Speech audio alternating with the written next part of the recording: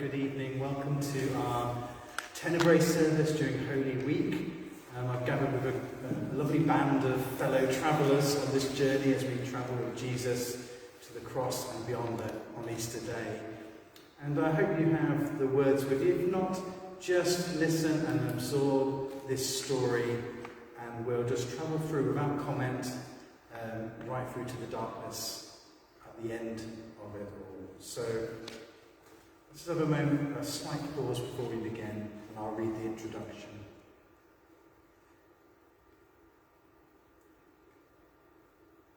We are gathered to remember the life and death of Jesus of Nazareth, whose life we celebrate and whose death we mourn. We enter into the mystery of his death as fellow disciples, lost, broken, and longing for light. As we reflect on his death, we are reminded that those who share in the sufferings of Christ also share in his glory, even overcoming death. First, we must go through the darkness, or the shadows, which is the Latin translation of Tenebrae. Only then are we confronted by Jesus' challenge to hatred and evil, found both in the world and in our hearts. May his life, death, and resurrection inspire us to live in love, peace, and fellowship as we walk with him to Calvary, where we find healing and wholeness for ourselves and the whole of creation. Let us hear the story once again in this night of shadows and in the hidden places of our hearts.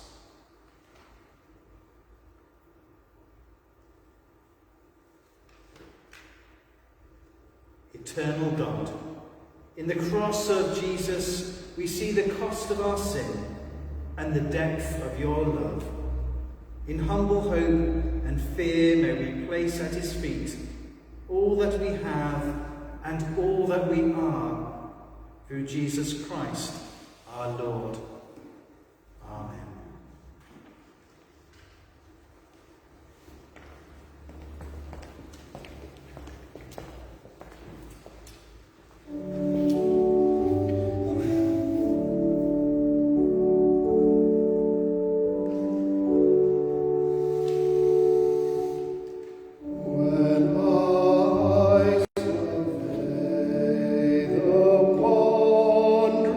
Cross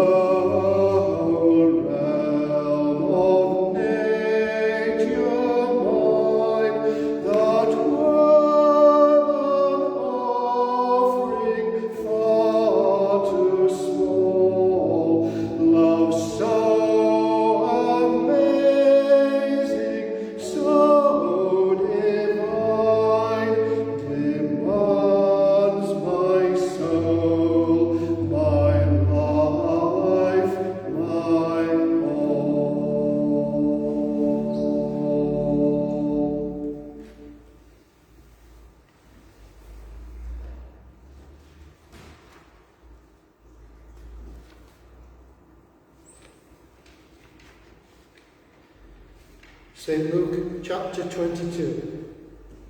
Jesus prays at the Mount of Olives.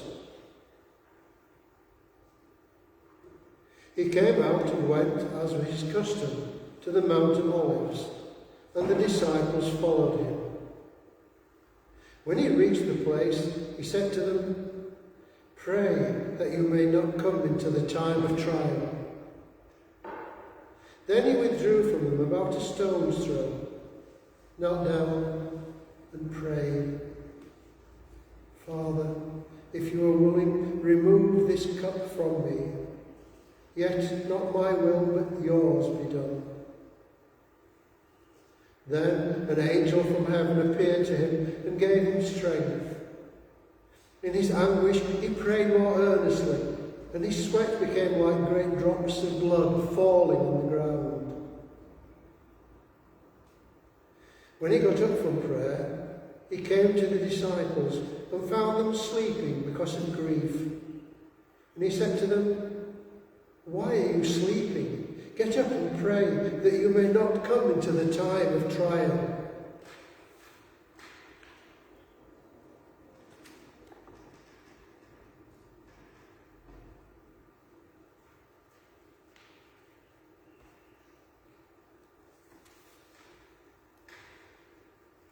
St. John chapter 18. The betrayal and arrest of Jesus. After Jesus had spoken these words, he went out with his disciples across the Kidron Valley to a place where there was a garden, which he and his disciples entered. Now Judas, who betrayed him, also knew the place, because Jesus often met there with his disciples. So Judas brought a detachment of soldiers together with police from the chief priests and the Pharisees.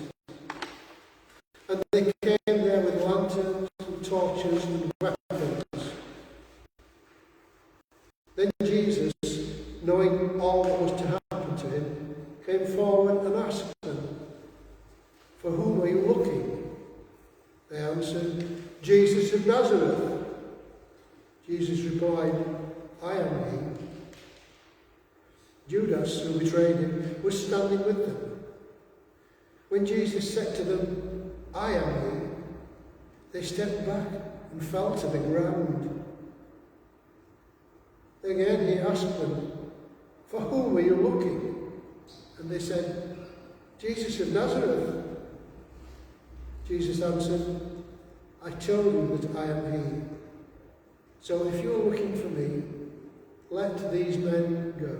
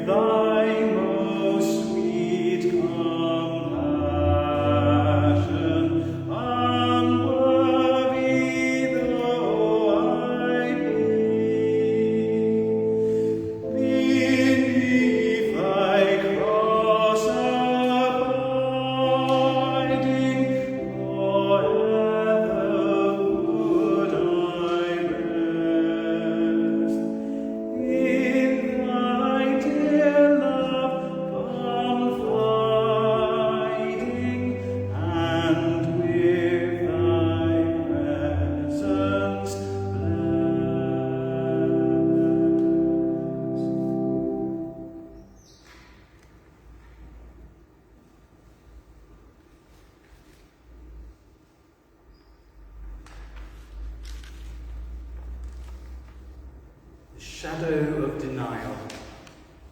Matthew 26. Peter's denial of Jesus. Now Peter was sitting outside in the courtyard. A servant girl came to him and said, "You also were with Jesus the Galilean."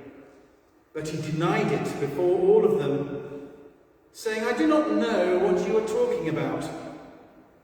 When he went out to the porch, another servant girl saw him, and she said to the bystanders, "This man was with Jesus of Nazareth." Again, he denied it with an oath, "I do not know the man." After a little while, the bystanders came up and said to Peter, "Certainly you are also one of them, for your accent betrays you." Then he began to curse, and he swore on an oath, "I do not know the man." At that moment, the cock crowed. Then Peter remembered what Jesus had said, "Before the cock crows, you will deny me 3 times." And he went out and wept bitterly. Jesus before Pilate. When morning came, all the chief priests and the elders of the people conferred together against Jesus in order to bring about his death. They bound him, led him away, and handed him over to Pilate the governor.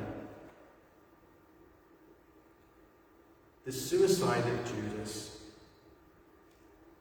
When Judas, his betrayer, saw that Jesus was condemned, he repented and brought back the 30 pieces of silver to the chief priests and the elders.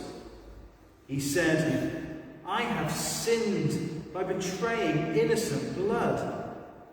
But they said, "What is that to us? See to it yourself." Throwing down the pieces of silver in the temple, he departed, and he went and hanged himself.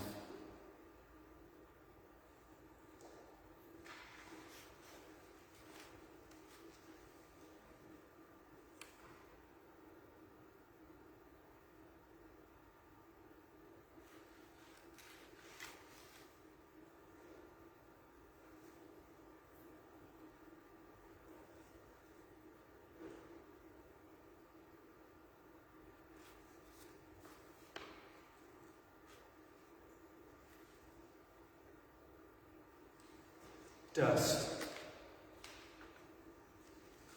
Someone spoke to me last night, told me the truth. Just a few words, but I recognized it. I knew I should make myself get up, write it down, but it was late, and I was exhausted from working all day in the garden, moving rocks.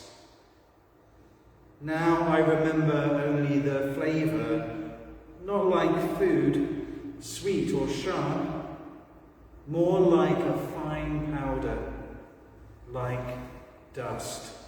And I wasn't elated or frightened, but simply rapt, aware. That's how it is sometimes. God comes to your window, all bright light and black wings, and you're just too tired to open it.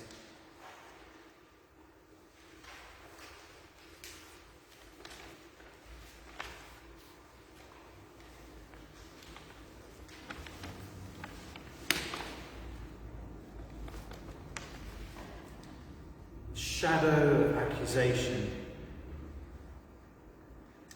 Pilate spoke to them again. "Then what do you wish me to do with the man you call the King of the Jews?" They shouted back, "Crucify him!" Pilate asked them, "Why? What evil has he done?" But they shouted all the more, "Crucify him!"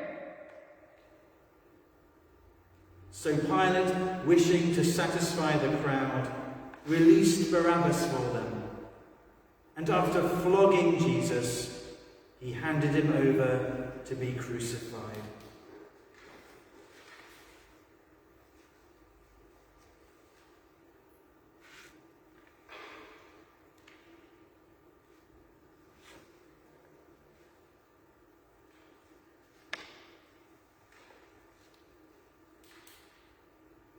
The soldiers mock Jesus. Then the soldiers led him into the courtyard of the palace, that is the governor's headquarters, and they called together the whole cohort, and they clothed him in a purple cloak. And after twisting some thorns into a crown, they put it on him, and they began saluting him. "Hail, King of the Jews!" They struck his head with a reed, spat upon him, and knelt down in homage to him. After mocking him, they stripped him of the purple cloak and put his own clothes on him. Then they led him out to crucify him.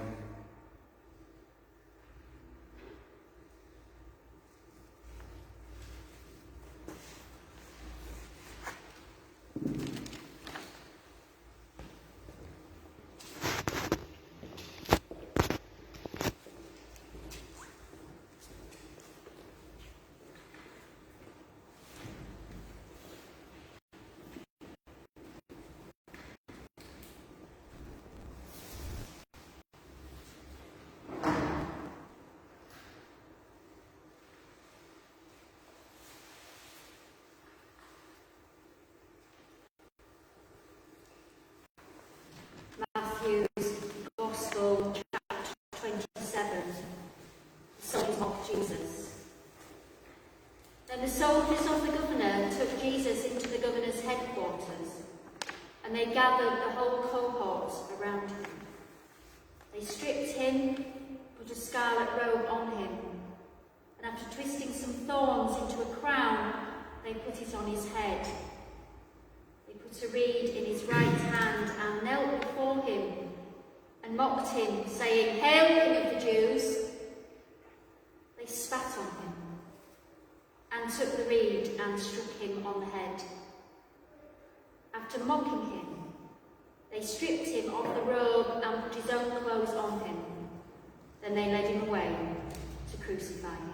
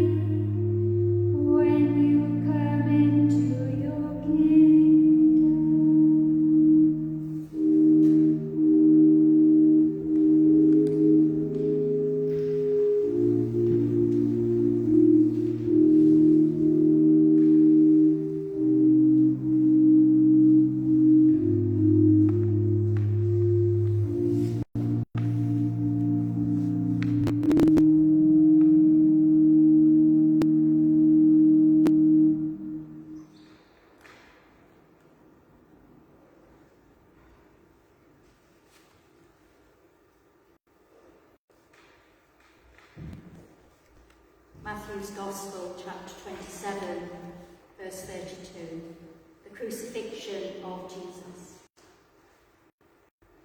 As they went out, they came upon a man from Cyrene named Simon. They compelled this man to carry his cross. And when they came to a place called Golgotha, which means place of a skull, they offered him wine to drink, mixed with gall. But when he tasted it, he would not drink it. And when they had crucified him, they divided his clothes among themselves by casting lots. And they sat down there and kept watch over him. Over his head they put the charge against him, which read, "This is Jesus, the King of the Jews."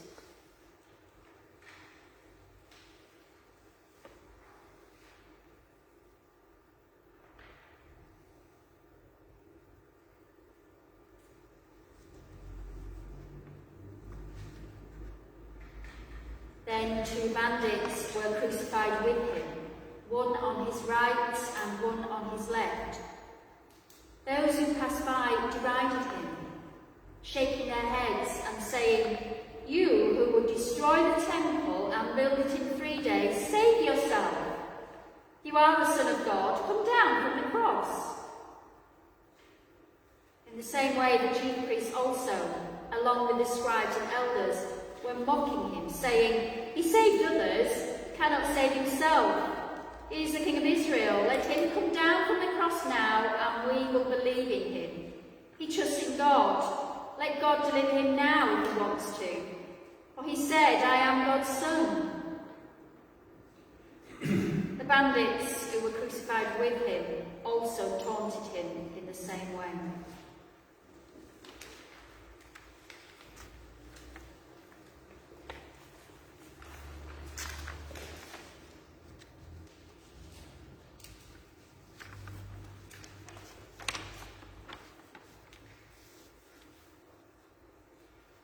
Luke's Gospel, chapter 23, the death of Jesus. It was now about noon, and darkness came over the whole land until 3 in the afternoon, while the sun's light failed. And the curtain of the temple was torn in two. Then Jesus, crying with a loud voice, said, "Father, into your hands I commend my spirit." Having said this, he breathed his last.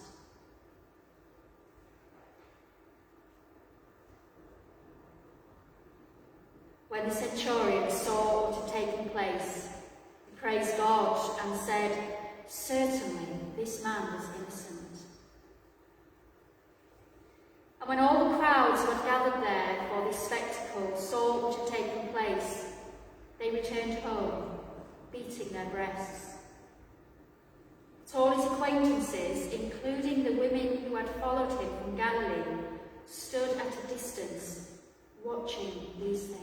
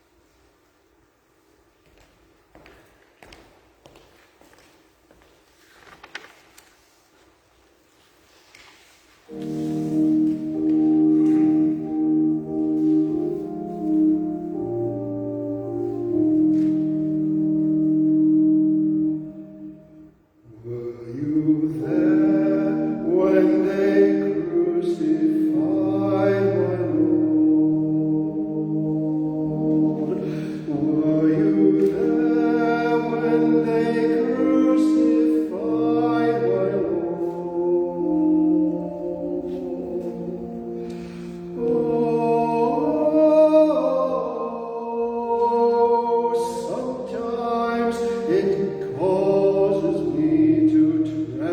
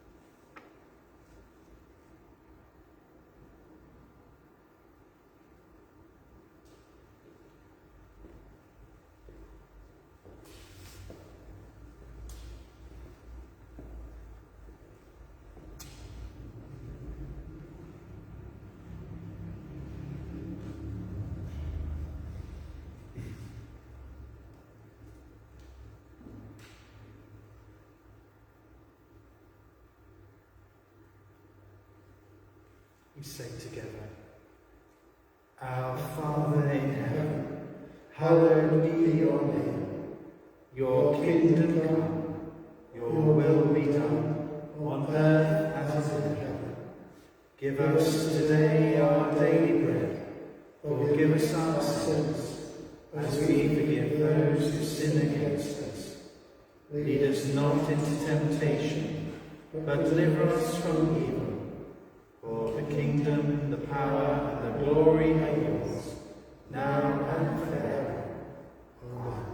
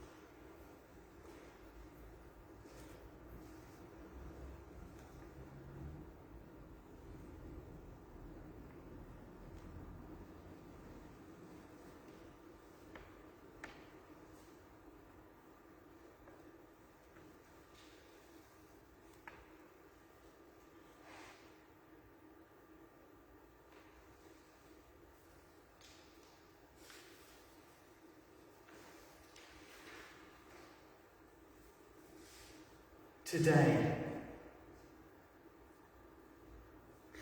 if ever there was a spring day so perfect, so uplifted by a warm, intermittent breeze, that made you want to throw open all the windows in the house and unlatch the door to the canary cage, indeed, rip the little door from its jamb.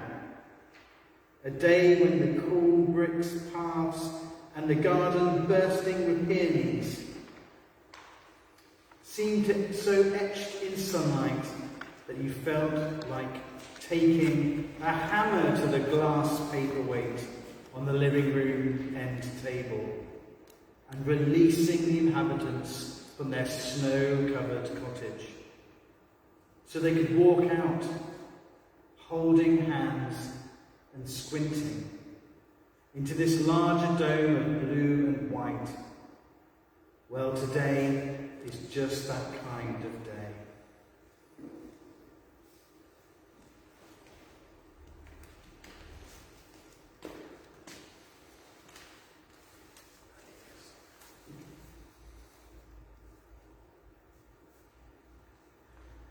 Let's say together Psalm 23. The Lord is my shepherd, I shall not want. He makes me lie down in green pastures. He leads me beside still waters. He restores my soul.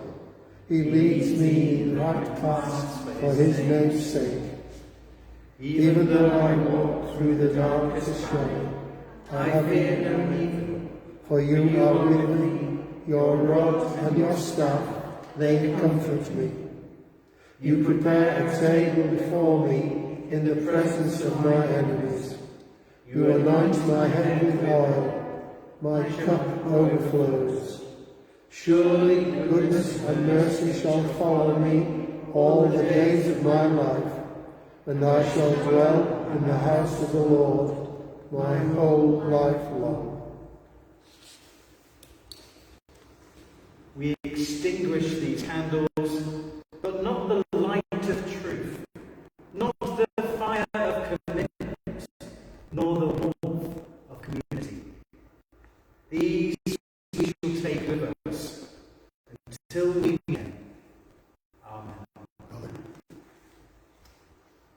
Thank you for joining us this evening. Thank you to everyone who's been involved and helped make it such a beautiful and thought-provoking time.